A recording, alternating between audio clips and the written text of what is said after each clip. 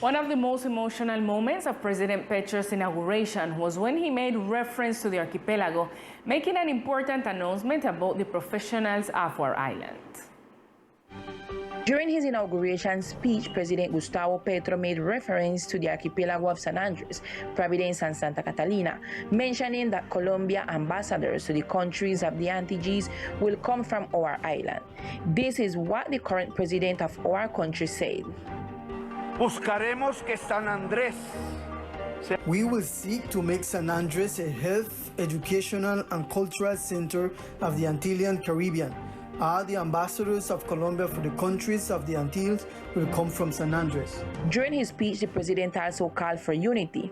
I quote, "We have to say enough to the division that confronts us as a people. I do not want two countries, just as I do not want two societies. I want a strong, fair, and united Colombia." End quote.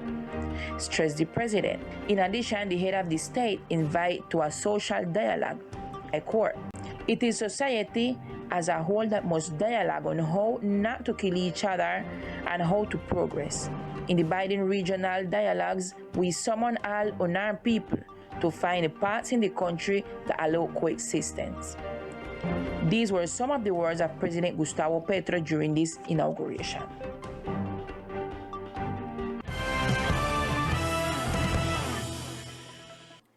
The direct mention of the President of the Republic, Gustavo Petro, about San Andres led to reaction of various actors of the island society present at the transmission of the possession, which took place on the pathway. With great enthusiasm, the Rizal people watched the inaugural ceremony of the new Commander-in-Chief of the Republic, where they were satisfied to receive the word of encouragement and promises made. We have seen with great expectation. We have seen at the national level how we have had the inclusion of different social organizations. They have already talked about the Rizal issues. Of course, Petro, in that same square, in that same place, spoke about crucial issues for the archipelago. He spoke of artisanal fishing, overpopulation, and relocating the population. On the other hand, he spoke of autonomy as a people that have been denied. On his part, Deputy Osvaldo Garcia indicated that one of the president's challenges is to make San Andres the epicenter of the Caribbean region. Even more about San Andres Island, the epicenter of the Caribbean region of the Rizal people, was an issue that Colombia was delaying, and at this moment fills him with joy. That San Andres Island is now on the geopolitical map for the first time in history. This fills me with great joy and enthusiasm to continue fighting for the people of San Andres, the Rizal people, and those from mainland of Colombia.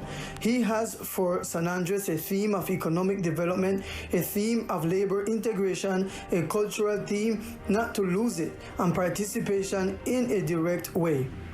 Likewise, the Departmental Assembly considers that dialogue is important and crucial for the archipelago in the matter of the dispute with Nicaragua. Dialogue is very important, not only with Nicaragua, but also with the bordering countries. In fact, from the very genesis, from the people themselves, San Andres needs dialogue. The Rizal people, the residents, the Arabs, we need to create tables of consultation of residents to move forward. I believe in this policy of dialogue.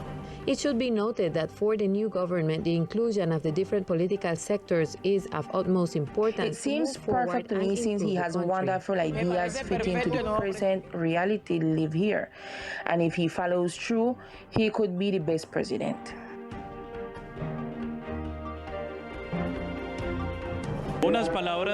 Some very heartfelt words from President Petro, who has touched on many issues regarding health, education, and the senior citizens. He mentioned the word that helps us a lot in our archipelago, that if we can, we have always lived this way. He was speaking about the archipelago and mentioned San Andres, and it's a reason to continue working. The inauguration of President Gustavo Petro was attended by many local, national, and international guests from our archipelago. The governor and the mayor attend on behalf of the islanders. In the framework of the possession of the President of the Republic of Colombia, Gustavo Petro, and Vice President Francia Marquez, all the regional governors were invited, which is why Governor Everett Hawkins Shereen attended a great honor to accompany one of the most important acts for the country. The local governor showed through social network photographs to evidence his attendance at the inaugural ceremony. Hawkins posed with the governors of other departments and with guests of great transcendence.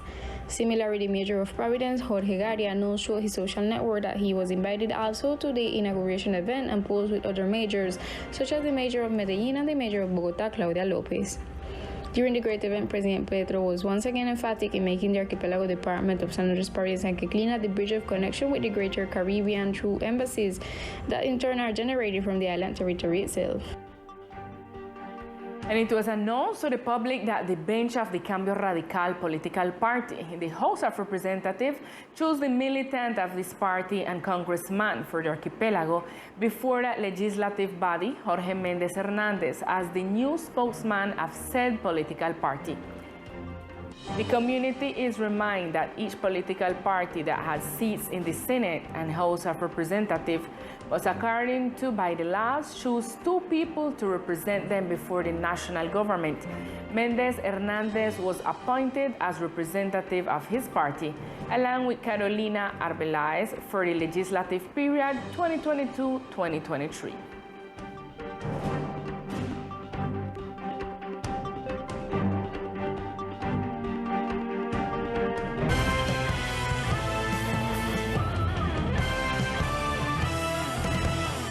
In other news, attending the inauguration of President Gustavo Petro, Elizabeth J. Pan demonstrated her support and commitment to the department in her position at the Congress.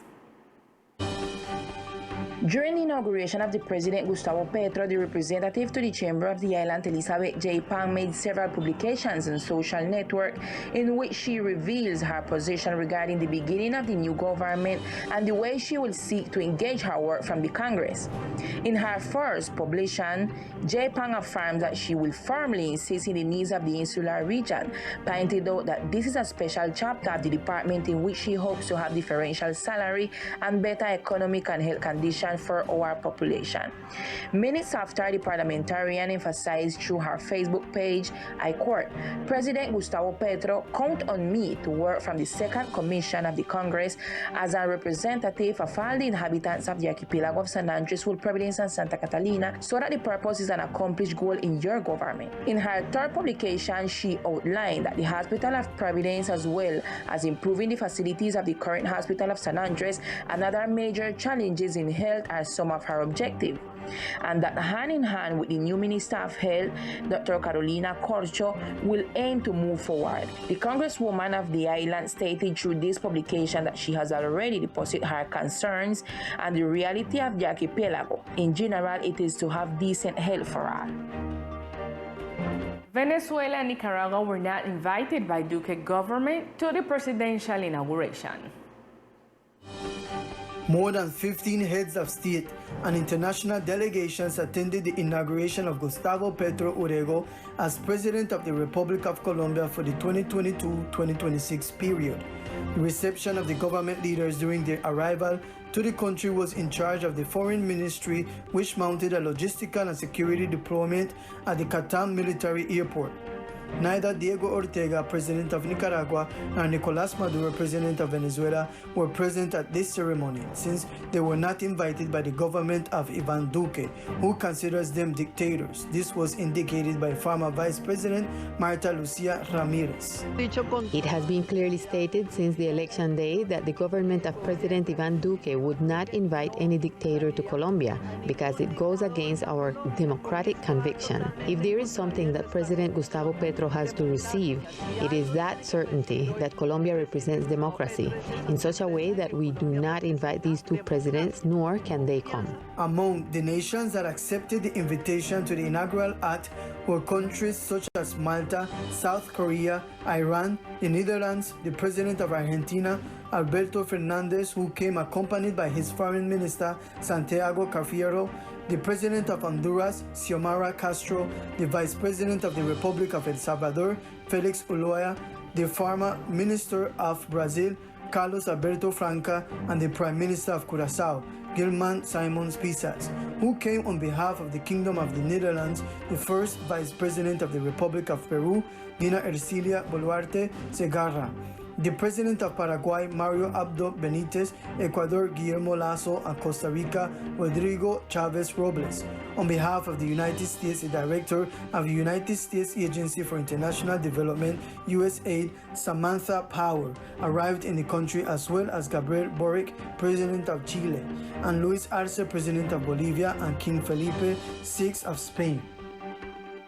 With this information, we reach to the end of our broadcast, but we see you tonight at 8 p.m. with more of Teleislas News. Good afternoon.